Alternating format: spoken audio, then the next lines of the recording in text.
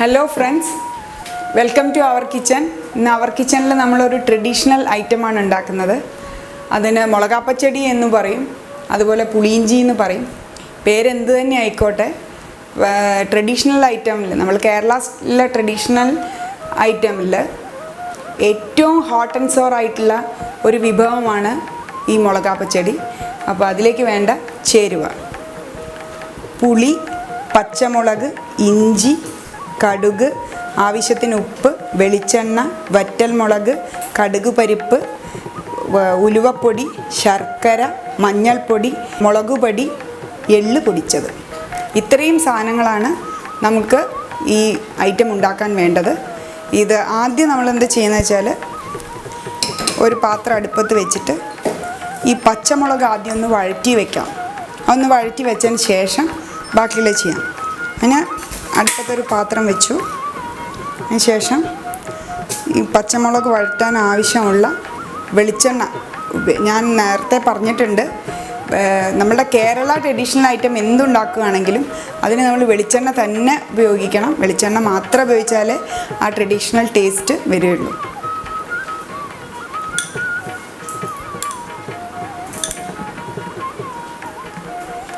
പച്ചമുളക് വഴറ്റാൻ ആവശ്യമുള്ള വെളിച്ചെണ്ണ ഞാൻ അതിലൊഴിച്ചു. ഇതൊന്ന് ചൂടായതിന് ശേഷം നമുക്ക് ഈ പച്ചമുളക് ഇതിലിട്ടിട്ട് വഴറ്റി എടുത്ത് വയ്ക്കാം. അതിന് ശേഷമാണ് നമ്മൾ പുളി തിളപ്പിക്കാൻ നിൽക്കുന്നത്.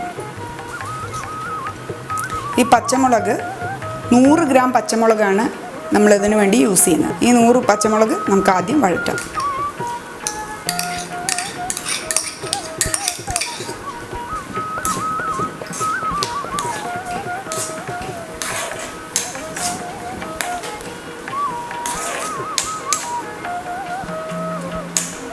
ഇത് വഴറ്റുമ്പോഴേക്കും ഈ പുളി നമ്മൾ ഏകദേശം ഒരു ടീ കപ്പിന് നിറച്ചും, ഒരു ചായയുടെ കപ്പിന് നിറച്ചും പുളി ഞാനത് എടുത്തിട്ടുണ്ട്.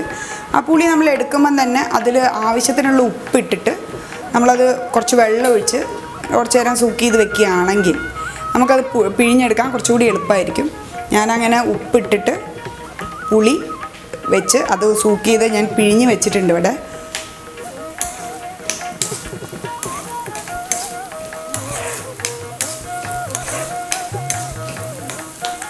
പച്ചമുളക് ചൂടായി തുടങ്ങിയിട്ടുണ്ട്. പച്ചമുളക് നന്നായിട്ട് വാണ്ട് വരുന്നുണ്ട്. നല്ലോണം അതെങ്കിൽ വെളിച്ചെണ്ണയിൽ കിടന്നിട്ട് വഴണ്ടി വന്നിട്ടുണ്ട്. അത് വഴണ്ടി വന്നാൽ നമ്മൾ എടുത്ത് വയ്ക്കും. പിന്നെ വേറൊരു പാത്രം വെച്ച് നമ്മുടെ പുളിയൊക്കെ ഒഴിച്ച് നമുക്കത് തിളപ്പിച്ചെടുക്കുകയാണ് വേണ്ടത്. പച്ചമുളക് നന്നായി വഴണ്ടി വന്നു. നമുക്ക് ഇത് തീ ഓഫ് ചെയ്യാം. ഇത് പച്ചമുളക് നമുക്കിവിടെ എടുത്ത് വയ്ക്കാം. അത് ഇടാനായിട്ടില്ല. മറ്റൊരു പാത്രം എടുത്ത് അടുപ്പത്ത് വെച്ച് നമ്മളിവിടെ പുളി പിഴിഞ്ഞ് വെച്ചിട്ടുണ്ട്. ഞാൻ പറഞ്ഞല്ലോ, ഒരു ടീ കപ്പ് പുളി ഞാൻ സൂക്ക് ചെയ്ത് വെച്ചതായിരുന്നു. അത് പിഴിഞ്ഞ് വെച്ചിട്ടുണ്ട്. അതിലേക്ക് ഒഴിച്ചു.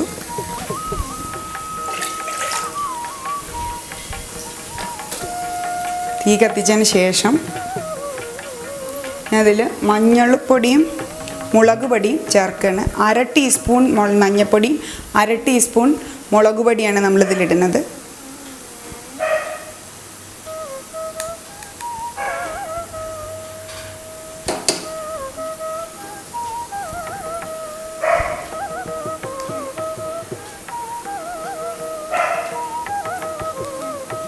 അര ടീസ്പൂൺ മുളക് പൊടിയും ഇട്ടു. ആവശ്യത്തിന് ഉപ്പിട്ടു. ഇപ്പം നമ്മൾ പുളി പിഴിഞ്ഞതും മുളക് പൊടിയും ഇതൊക്കെ ഇട്ട് ഉപ്പൊക്കെ ഇട്ടിട്ട് അടുപ്പത്ത് വെച്ചത് ഒന്ന് തിളച്ച് വരുന്നതിന് ശേഷം നമുക്ക് ഈ പച്ചമുളകും പിന്നെ അരിഞ്ഞ് വെച്ച ഇഞ്ചി നമുക്കിതിലിട്ടിട്ട് വീണ്ടും കുറുക്കുകയാണ് വേണ്ടത്. നമ്മളുടെ ഈ മുളകാപ്പച്ചടിയുടെ കൂട്ട് നന്നായിട്ട് ഇങ്ങനെ നല്ല തിളച്ച് വരുന്നുണ്ട്. ഈ തിളച്ച് വരുന്ന സമയത്ത് നമ്മൾ ഈ വഴറ്റി വെച്ചിരിക്കുന്ന പച്ചമുളക് ഇതിലേക്ക് ഇട്ട് കൊടുക്കാം. നേരത്തെ നമ്മൾ വെളിച്ചെണ്ണയിൽ വഴറ്റി വെച്ചതാണ്, അത് നമ്മൾ അതിൽ ഇട്ട് കൊടുത്തു. പിന്നെ ഇഞ്ചിയാണ്. ഇഞ്ചി ഞാൻ കൊത്തി അരിഞ്ഞതാണ്. ഈ കൊത്തി അരിഞ്ഞ ഇഞ്ചി ഒരു 2 ടേബിൾ സ്പൂണ് നമുക്കിതിൽ ചേർത്ത് കൊടുക്കാം.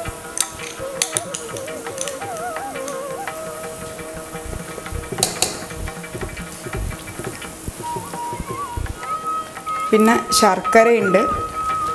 3 ശർക്കരയാണ് ഇതിലേക്ക് വേണ്ടത്. 3 ശർക്കര നമ്മളിതിലിട്ട് കൊടുത്തു കഴിഞ്ഞാൽ ഇത് തിളയ്ക്കുന്നതിനെ കൂടെ തന്നെ ശർക്കരയും അലിഞ്ഞോളും. എല്ലാം കൂടെ നന്നായി കുറുകി നല്ല കട്ടിയിൽ നല്ല ഒരു പ്രത്യേക കട്ടിയിൽ വരുമ്പോൾ നമ്മളുടെ ബാക്കിയുള്ള ഐറ്റംസ് വരുന്നത്. 3 ശർക്കരയും ഞാൻ ഇതിലിട്ടു. ഇത് നന്നായി ഇളക്കി കൊടുത്തു. ഇനി കുറച്ച് നേരം ഇതിവിടെ നിന്നിട്ട് കുറുകണം. നമ്മളെ പുളിയിഞ്ചി ഏകദേശം ആയി തുടങ്ങിയിട്ടുണ്ട്.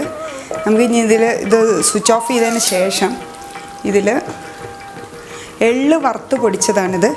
എള്ള് വറുത്ത് പൊടിച്ചത് 1 ടേബിൾ സ്പൂൺ എള്ള് വറുത്ത് പൊടിച്ചത് ഞാൻ ഇതിൽ ചേർക്കുകയാണ്. ഇതൊന്ന് എള്ള് മേടിച്ചിട്ട് ജസ്റ്റ് ഒന്ന് വറുത്തിട്ട് മിക്സിയിൽ പൊടിച്ച് വെച്ചതാണ്.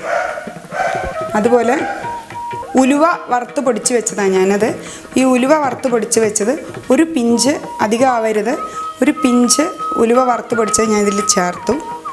അതിന് ശേഷം നന്നായിട്ടൊന്ന് ഇളക്കി. ഇനി നമുക്കിത് വറുത്തിടുകയാണ് വേണ്ടത്.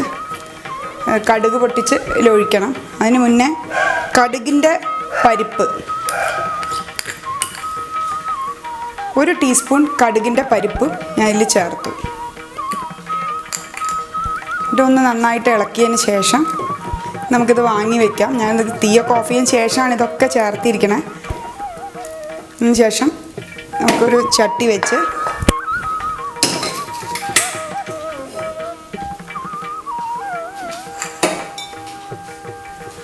വെച്ചതിന് ശേഷം നമുക്ക് കുറച്ച് വെളിച്ചെണ്ണ ഒഴിച്ച്, പ്രത്യേകം ശ്രദ്ധിക്കണം, ട്രഡീഷണൽ ഐറ്റംസിന് എപ്പോഴും വെളിച്ചെണ്ണ തന്നെ യൂസ് ചെയ്യണം.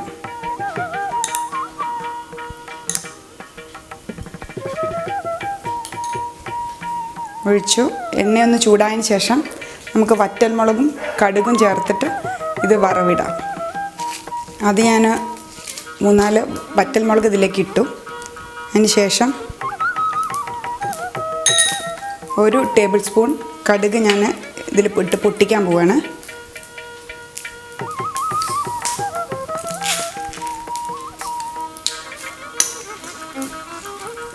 കടുകൊന്ന് പൊട്ടിയതിന് ശേഷം നമുക്കിത് കറി ഇതിലേക്ക് ഒഴിക്കാം.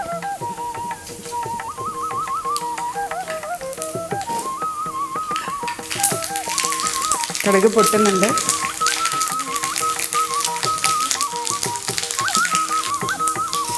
ഗ്യാസ് ഓഫ് ചെയ്ത് അതിൽ കരിവേപ്പില ഇട്ടു. നമ്മളുടെ ഈ കൂട്ടിലേക്ക് ഞാനിത് ഒഴിച്ചു.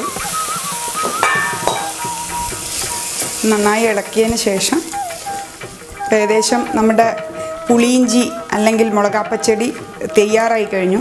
ഇത് നമുക്കൊരു നല്ല സർവിങ് ബൗളിലേക്ക് ഒഴിച്ചിട്ട് അലങ്കരിച്ച് വയ്ക്കാം.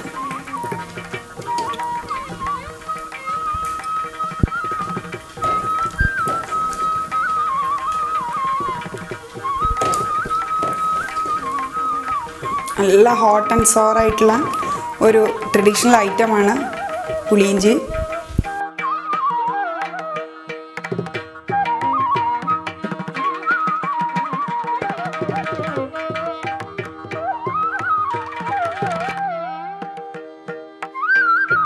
അങ്ങനെ നമ്മളുടെ പുളിയിഞ്ചി തയ്യാറായി. ഓണത്തിന് തീർച്ചയായിട്ടും പുളിയിഞ്ചി ഉണ്ടാക്കണം.